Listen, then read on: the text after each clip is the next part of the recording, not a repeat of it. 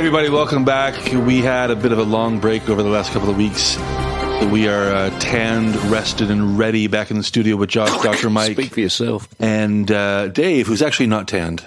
Do you tan at all, by the way? I'm Irish. Have you ever had cancer? Have you ever had a sunburn? I'm Irish.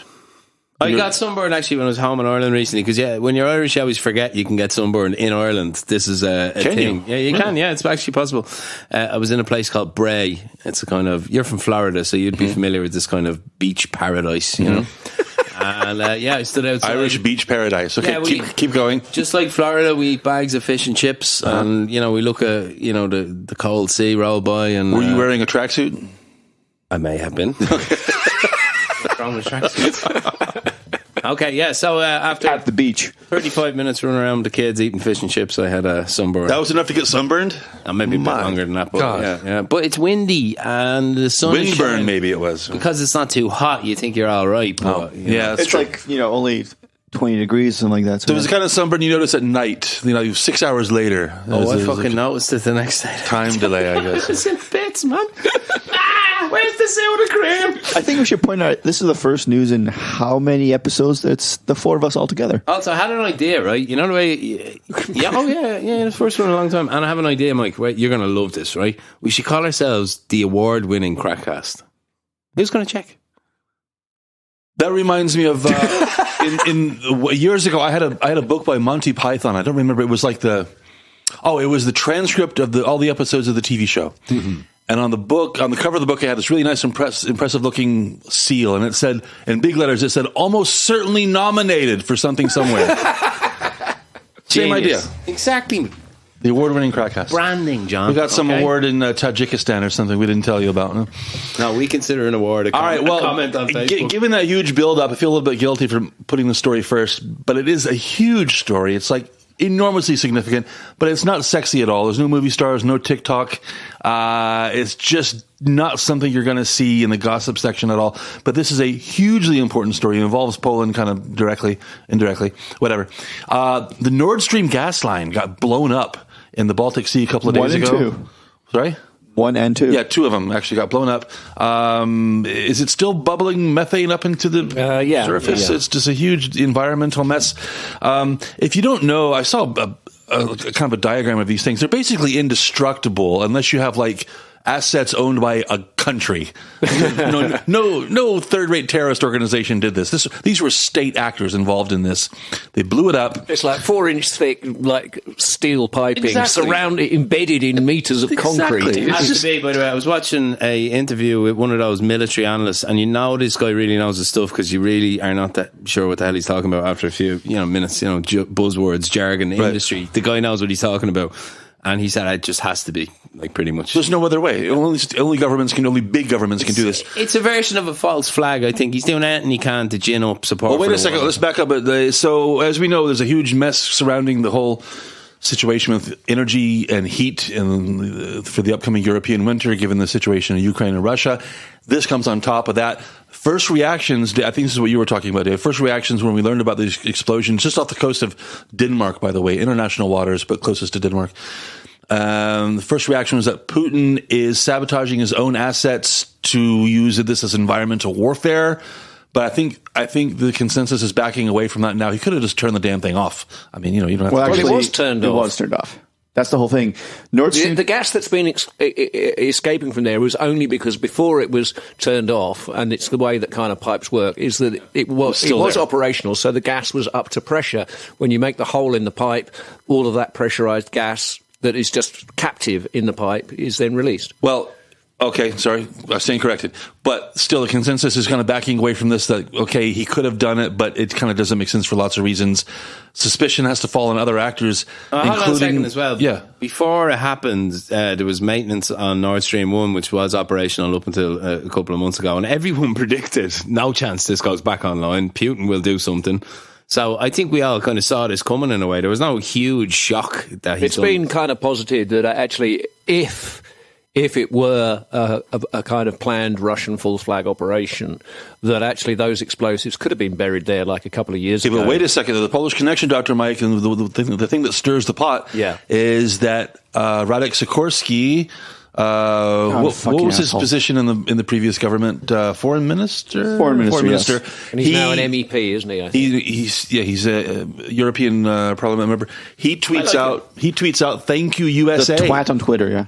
He tweets out, "Thank you USA" with a picture of the methane bubbling up. Yeah. Why does he do that? Because he's an idiot. No, he's probably the world's number one Russophobe, right? He hates Russia big time. If he thought it was Putin's fault, he would definitely say he's Putin also did this. balls deep in the American liberal establishment. We're trying to establish what the consensus is, not what one guy posted on Twitter. Why would he say this if there wasn't something to it? No, because he just didn't think about it. To say it. He is not specially qualified. He's just a public figure in the diplomatic sphere, with connections, as Josh is saying, to the U.S. sphere of influence. Through his wife. Married to Anne Applebaum. Right. Yes, that should say everything. I like him. He's a member of Tusk's ex-administration. He's very spiky. He's quite a good interviewee in English, actually. A bit of time. He went to the LSE, so I mean, he's But we can see that tweet has now been deleted. Just made no sense whatsoever. Even if it was the U.S., you don't want to advertise it that way through Galeria Krakowska, Poland next to Russia, the Baltic pipeline, everything like that. There is no explanation for that making sense whatsoever. Earlier this year, there's a clip of Joe Biden, I think from January, saying he's questioned that. Basically, the bottom line, he says, if it's over, Putin acts, we can take out the Nordstream pipeline, just like that. Echoed by high-ranking State Department officials. So they're on record talking about doing exactly what somebody did. Well, they weren't saying we will destroy it. They would just say it's done, it's over, in that sense. Yeah. And then there's a reporter asking, well, what do you mean by that? Well, it's not happening anymore. That was about Nord Stream 2. But, together with this tweet from Sikorski makes it sound like he might have, the inside knowledge or something like that to know that the U.S. actually did this. But, I would argue it makes very little sense for the U.S. to do it. They could be frustrated with the European partners and want to draw a line under the whole, supplies from... I mean, look, you can always start to gin up a theory, can't you? I'm starting to run it through my head now, and there could be a few US motivations, sure. But the experts are pretty convinced it was a Russian operation, and I'm going with my guy from DW I saw this interview on, and he was extremely knowledgeable. I'll post it up. I won't post it up. There's another layer of intrigue with a competing pipeline that opened almost at the same time, right? Yeah. From Norway, right? Norway to Poland. I'm glad you segged into that. I mean, this is a different news story. This is where we have to give a little bit of credit, actually, to the current government who had a long-term strategy to build this pipeline and pivot away from Russian gas. Yeah. So it's not just some coincidence that this has come online. This was a long-term strategy. It's played out well. I think it's a feather in the cap of, say, Morawiecki, etc. In fairness, in fairness, I slag him enough. So who benefits from this? Well, the thing is, everybody can. There are so many sides here that can benefit from it. When you look at it, like the U.S., you can say benefit from it politically, plus they're supplying gas to Europe right now. Russia can benefit because they basically say we'd love to give you gas, but, everything is damaged here. Plus they benefit because they can blame it on somebody else for, political reasons back home, motivating the country. You're making the assumption, which is far from clear, that Russia were going to supply gas to Europe this winter. Well, they weren't going to supply. Exactly. Now it gives them a double reason not to. It's like, we'd love to give you gas. And where's Germany and all this? Didn't Germany get kneecapped here? Germany is effed. They're gone. Basically, it's not even a matter of energy. It's the fact that you actually need, natural gas for the construction and the production of many other technologies and materials. And Germany is an export economy. So without one of their key resources coming in, they cannot function for the next year. Germany has been furiously eliminating its own energy production resources for a decade now. So what can you do? It's suicide, but they're rushing towards it. They have been for a long time. I mean, it's like nuclear power, coal, shutting it all down. It was, I always like to bring up that former Chancellor Gerhard Schroeder whenever we talk about these things, who is, armpit deep in all sorts of messy intrigue with the Russians.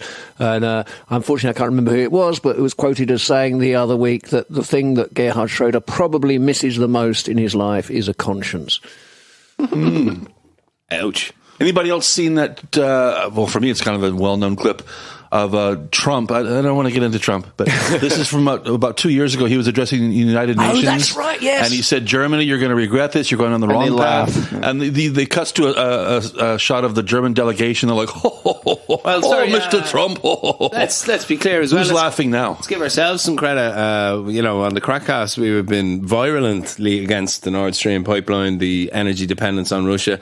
This is one that we were calling out 2 years ago. I mean, really stupid geopolitics. Am I the only one who's like legitimately like worried about the energy situation, like going into the winter? And I mean, no, everything is fucked up now, like bills bad. Are gonna be like. I mean, the cost of everything, if you can get your hands on it. You're not going to freeze, but it will be fucking expensive. It's going to be a really tough winter. But here's where the glory of kind of international supply chains and supply and demand kicks in. Give it a year, give it 2 years. True. Europe will find different ways. Josh, we need to stock up on blankets here in the studio, by the way. That reminds me. And then what is Russia going to do? They're going to, either sell their gas at an enormous discount to India and China because they're not going to get the rate we'd have paid for it.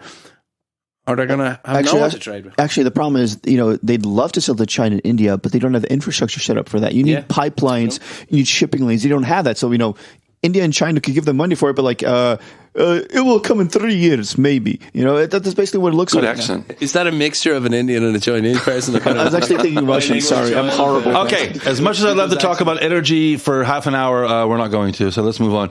Let's talk about Netflix. We learned this week that they're back here in Krakow filming another Netflix film called Freestyle.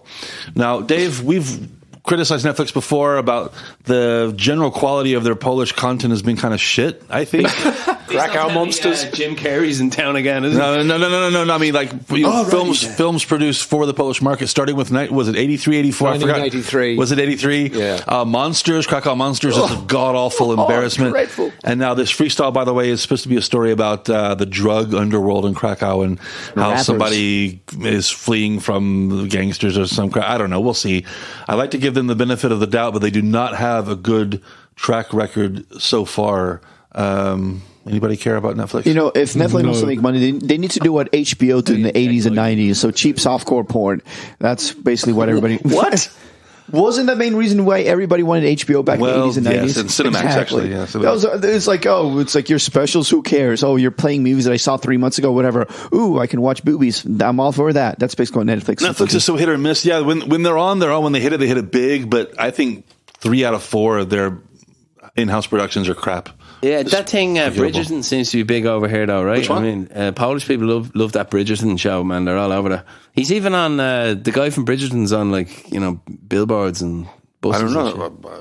Do you know what Bridgerton is? I know the name. It's set in the Regency era in Britain with a slightly implausibly high mixture of people of colour in aristocratic stations. And the fashion is about 80 years, so you don't exactly know what's happening. Being from a republic, I'm slightly jealous of the way you have eras in the UK. That's kind of cool, actually. Like the Regency. Yeah. Well, the Victorian era. Well, it was one when George III went mad, and his son, who was the Prince Regent, was effectively the ruler of England for a period. Triple George was the one who lost the American colonies, right? Yeah, he screwed up in it a few times. George III. Farmer George. Bow, John. You bow to your king. He was a Hanover, a pure German. Did you see Krakow Monsters, by the way, Dave? No, I did not. What's it about? Oh. Well, did anyone get beyond the first episode? Because I certainly didn't. I asked you for a synopsis, not a sex synopsis. Midway through the third, but only because we were doing it for the show. It made me physically ill. It was awful. You are brutal, though. You hate everything, dude. No, I do, but Netflix is just... Except the final cut. I know, yeah, the final Don't get me started. And the Charlie reminded me the other day, because he was watching it on TV, the Batman Lego movie. That's awesome. I've never heard the big man laugh so much, like a train movie. for 90 minutes. You never stop. Great movie. It's so good. Let's move on to electric scooters, something we haven't talked about in a while. Ooh, my favorite. We agree that we basically hate them for the most part. However, an activist group called Rescue Action for Krakow has come forward to the city council with a list of proposals to fight the biggest problem connected with electric scooters. That is, of course, the people riding them. The second biggest problem, the way the people leave them everywhere.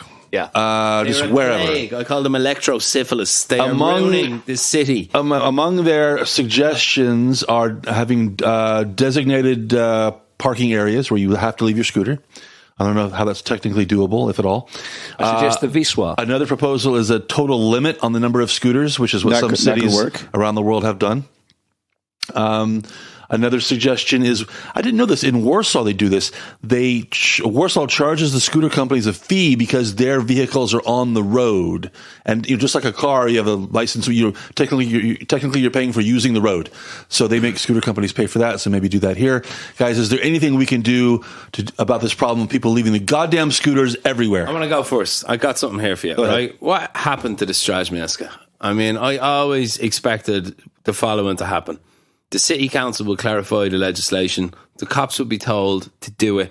They'd enforce the laws. But that's not what's happened. So the only explanation is our city council is full of people who have been contacted by Uber's lobbyists and who think that all mobility solutions for city living are acceptable no matter what the cost. And these idiots all around the world have just given these companies a free pass to poison our cities with this trash. I am so sick of it. I live around the corner from Rondo Jegorzecka. Bike lanes are meeting complicated zebra crossings to go to tram stops, and what do you see everywhere in everyone's way every morning? Tons of these fucking things strewn all over the place. I mean, I agree with you completely, especially since I live in the center of town. So one of the closest tram stops to me is Poczta Główna.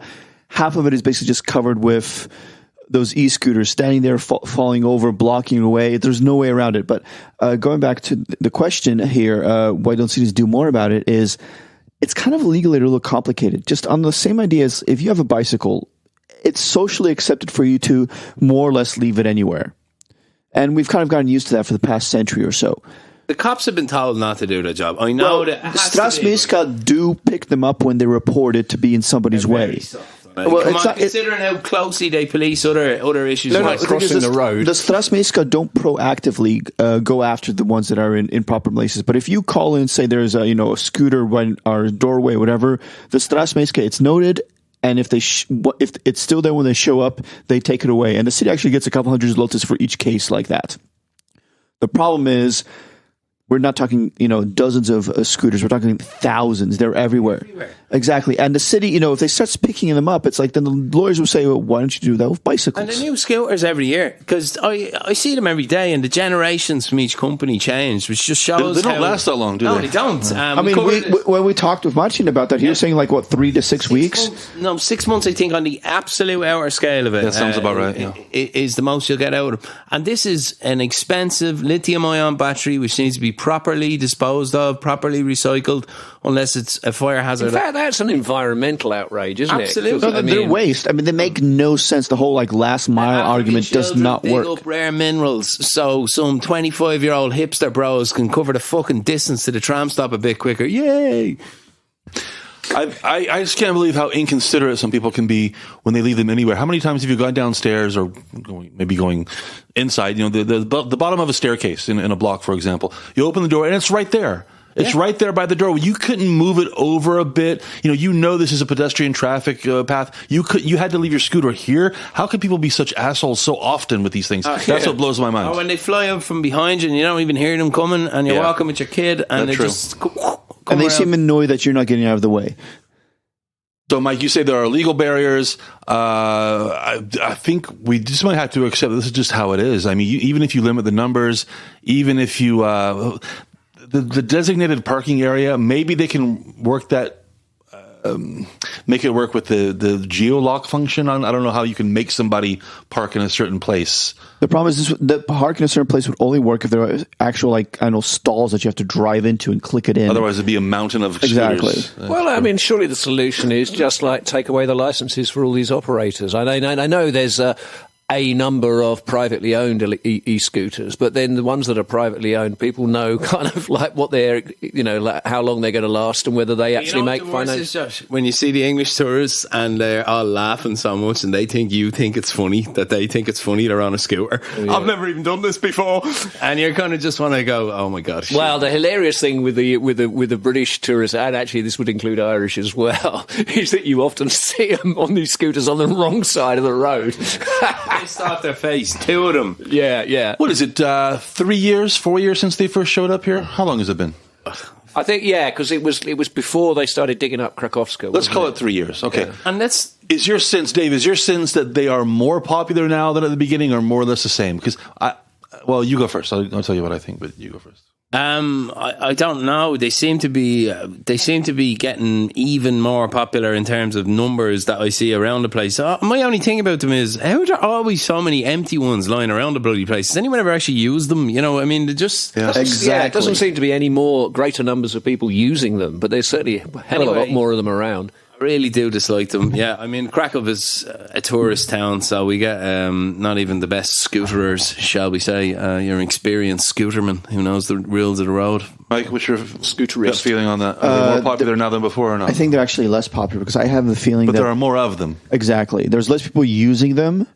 Because it never picked up as an actual way to commute to work. But yeah, it's kind of... Krakow's deeply unsuitable. The pitted paths, the narrow, walkways. Cars parked everywhere. I drink in a pub on Wawrinsa, who's, Duffy's, great pub, best pub, go to Duffy's. But... Cobbled. Yeah, hey Fergie. And so... You just stand outside there and you'll see it all night. These idiots going by on cobblestones. Two of them on the thing together, laughing. Because it's hilarious. Yeah. Okay, just to reiterate, we all hate electric scooters. In case you hadn't. Well, but then again, our good friend Marcin, a cash friend of the show, he works for an electric scooter company, so we like him. Let's qualify our hatred. Marcin's the greatest. We should get Marcin back on. We should qualify our hatred by saying that there are great people involved in the scooter industry. It's a bit like Pink Floyd, and it was his mate that was on as well that time. Fine people on both sides. Let's stay in the world of useless public transport for just a moment. We learned this week that the latest, I think by my count, this is the 732nd effort to reintroduce a bike loaning scheme has been successfully implemented. Guess what, guys? They're going to revolutionize life in Krakow with their 30 bikes. Yeah. What is the goddamn point? Free electric bikes, yes. What's the point? I don't know. The city has been trying to contract this out for ages right now. Now you have these new bikes just started at the end of September. And they're going to be located in those park and ride places. So in Poissouv and like 2 or 3 other ones. Out in the periphery of the city. So, you either drive in there and you park your car and you either take the tram or you take one of these bicycles. But the thing is, they're actually trying to set up the payment scheme that it makes sense if you drive back to the same point, which makes no sense because you're going to 8 hours later take the same bicycle and go back. The city's paying for it. Why not? Well, I think the thing is, and this was my understanding from the article, which is one of the very few articles on the prep sheet that I bothered to read, is that the rental is free. They're electric bikes, so you don't even have to work very hard. But they do have to be returned from the station where you picked it up. So I would guess that the plan is exactly that you drive into one of the multiple massive park and ride car parks that are liberally strewn around the perimeter of the city. This is not true.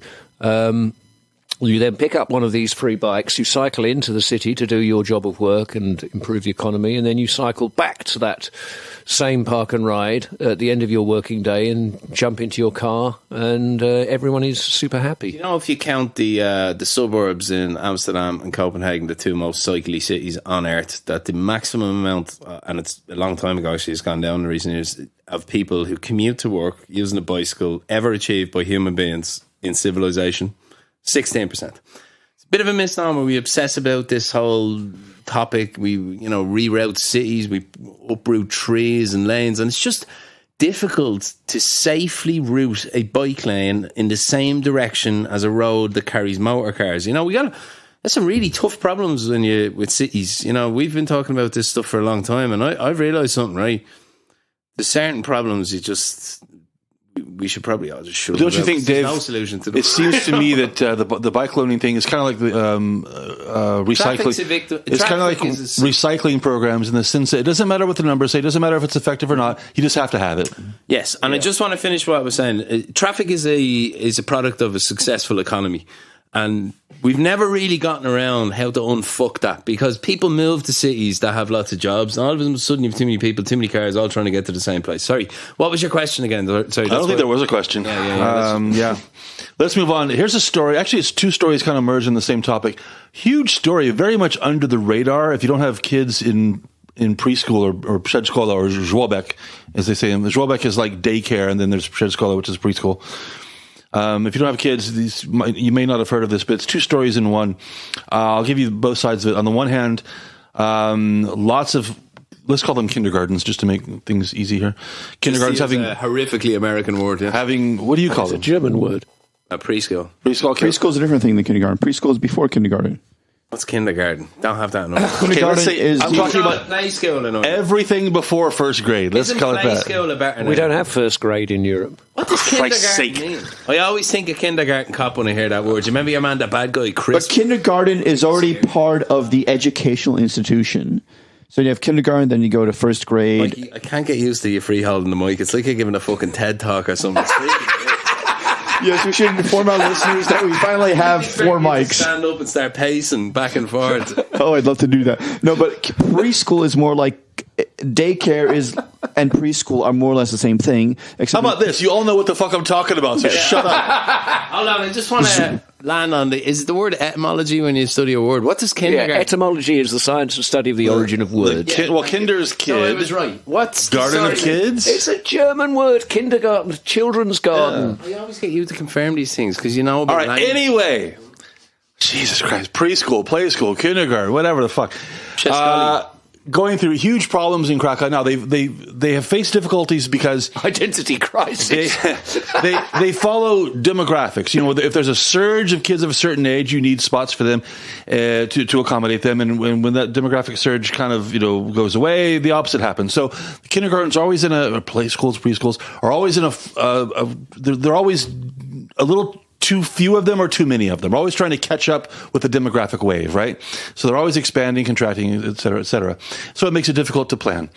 And a cutback in resources recently has meant that many kindergartens that were formerly public, subsidized, aren't making enough money to keep the doors open because of inflation, heating costs, all the things we talked about earlier. It's just hard to stay in business when you're accepting these subsidies from the government. So they're thinking about going private. Okay, fine, go ahead. But there's already a market for that. It's a competitive market. Can they make it? They're not always cut out to, people who've been working in a public institution are not always the best businessmen, not always the best business minds, have a difficulty making the transition to the private market. And the result is chaos for parents who are trying to find a place for their kid. Yeah. Add to this something that was in the news 2 weeks ago when the beginning of our 2-week break on the KrakCast, we were going to talk about this, but we didn't. A massive scandal. Again, not a lot of coverage to it, but massive scandal. We've discovered that the city has been paying lots of privately owned preschools, private preschools throughout the city, too much money because those preschools have been lying about the number of kids enrolled there because they get a per pupil subsidy from the government. And we're talking millions of zlotys, like massive, massive money here. It's the old Simpsons, like the cat graveyard gave it away, wasn't it? What? No, where the names are from it doesn't matter. Go ahead. But everything in terms of the Simpsons. Okay, anyway. So these things are kind of sort of related, same topic. Maybe one feeds the other. Dr. Mike, again, not the sexiest topic, but again, very relevant if you have kids.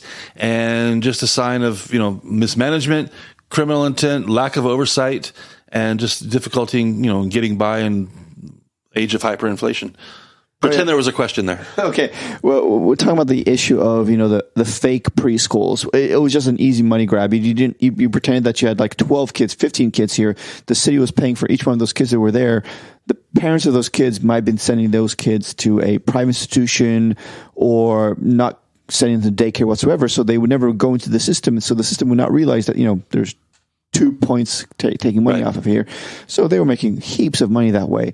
But the other issue that we're talking about here is that the city pays for daycare in the city for citizens here. I think it's 1,300 per child. Right. Mm-hmm. That's correct. Yeah. So that's a lot of money. But with inflation and costs going up right now, these institutions all of a sudden realize that's actually not enough money for us to maintain our preschool, day school. Very high in this. So they want to switch over to private institutions where they can charge fees for the kids coming in And, most people don't realize, raising a kid here in these daycares, it's $2,000 a month, easy like that. But, if the city's only giving you $1,300, $2,000 is a lot better. Dave? Well, I have a child in preschool, so it's a subject close to my heart. I'm shocked by the fraud you're outlining, but that's what it is. It's fraud. Obviously, nobody would endorse that. It's not how it's supposed to work. But my experience has been... Especially when we're not getting the money. Yeah, it has been extremely positive. As a taxpayer, it's a bloody nice little perk to know that my child goes around the corner to a beautifully ran and managed preschool. It's super well organised. They got what do you call them, the scan cards, when you come in the morning. It's very well secured. It has a lovely, beautiful garden. The classrooms are gorgeous. Like a kindergarten. And all we pay for is the meals. They feed them 3 meals a day as well. Now we pick them up early, but if you need to, you can leave them there till 5 o'clock. So you can work office hours as well. And it's considering what people are up against. Where I come from in Dublin, where people genuinely quit their second job because it's that expensive, childcare. You could be, if you have 2 or 3 kids, you could be paying €2,000 a month, and that calls into question what's the point in having a second income in the family. So it's a big issue, and I think the Polish attitude to transport, although probably could be better, and things like this is quite good. They see things worth subsidising if it improves the economy. And Poland has a low birth rate as well. So this is an absolutely essential policy overall, I would say. Depending on where you live in the town, you may or may not have noticed about 4 to 5 years ago, there was an explosion of private preschools everywhere. Anytime a new block of apartments was finished, the ground floor, which is usually given over to retail space, so, some kind of preschool moved in there, they are everywhere. And that's because, again, there was that disconnect between the demographic needs and the available supply. And so that's why so many private preschools opened, because there was this huge market for it. Now we're going in the opposite direction. It's an absolute mess. But again, talk to anybody who's looking for a spot for their 3-year-old, for their 5-year-old, whatever.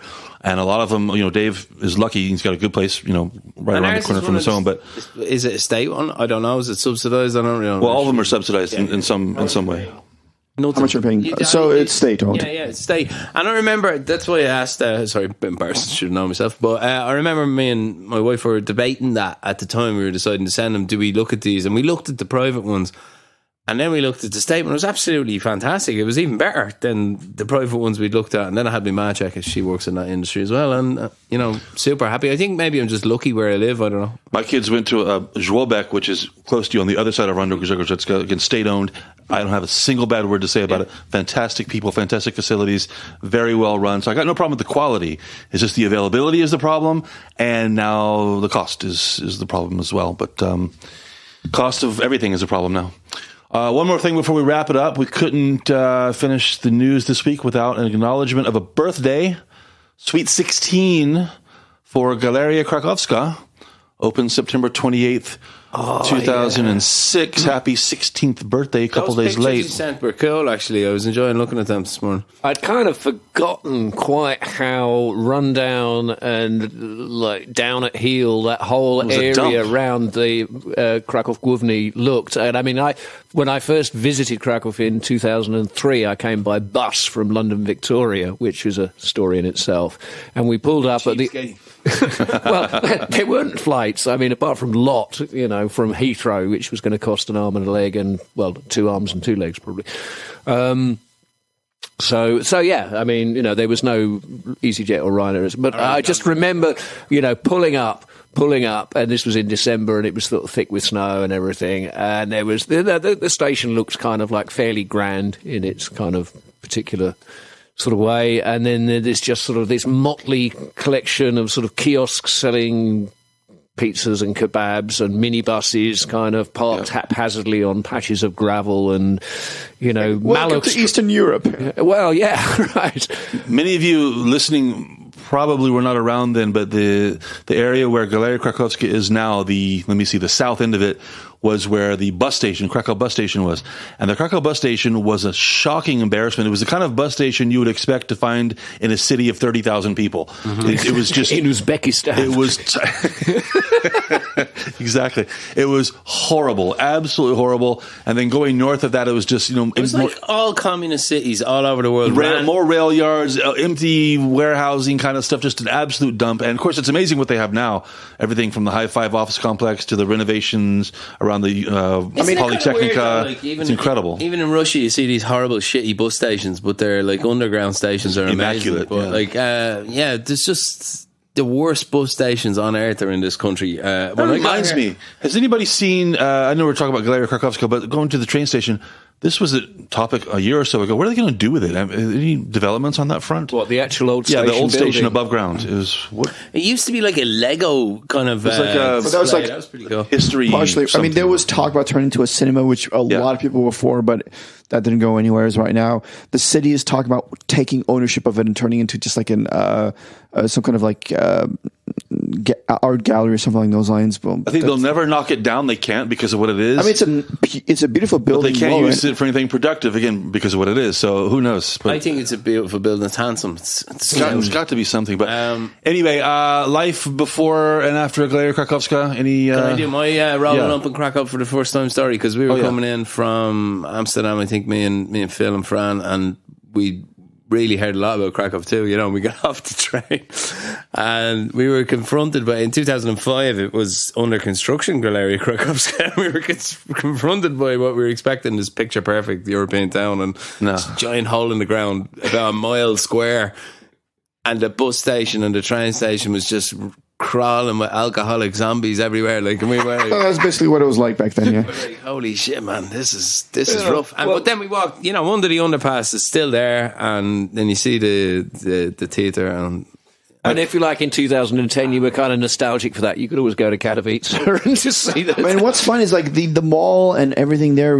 Architecturally speaking, is very bland. It's just like a big box building, consumerism inside, nothing imaginative, nothing creative, nothing beautiful. Yeah, but before that, it was just like a pothole-ridden parking lot with, where buses would stop. The hookers would meet up on Świętego Filipa. That was like the famous street in Krakow for hookers. I think it's aging well, that area, because especially the job they did on the Polytechnica, the brick, it's all gorgeous, and then they blend it in. They've got the modern red brick section, and then the new office buildings are quite nicely done as well. Actually, the only part that falls down is on, say, Korniki, coming back around the corner, where there's some of those old buildings that were commissioned in the 90s. They're disgusting. Those 90s buildings are a big problem in Poland, anyway. Okay, I want to share my first time in Krakow. It also involves a train station. 1992. Oh, all right. You got a speech on. Overnight train from Olomouc in the Czech. In Czechoslovakia. Oh, right, where that disgusting snotty cheese comes from. And middle of summer. Their viewer and train is packed. People sitting in the aisle. A sweatbox basically. Yeah. We roll up. I saw the same hot dog, kebab, hamburger, dodgy things, and then I wanted to walk to the center of town, and I guess I was just dumber than I am today, even dumber.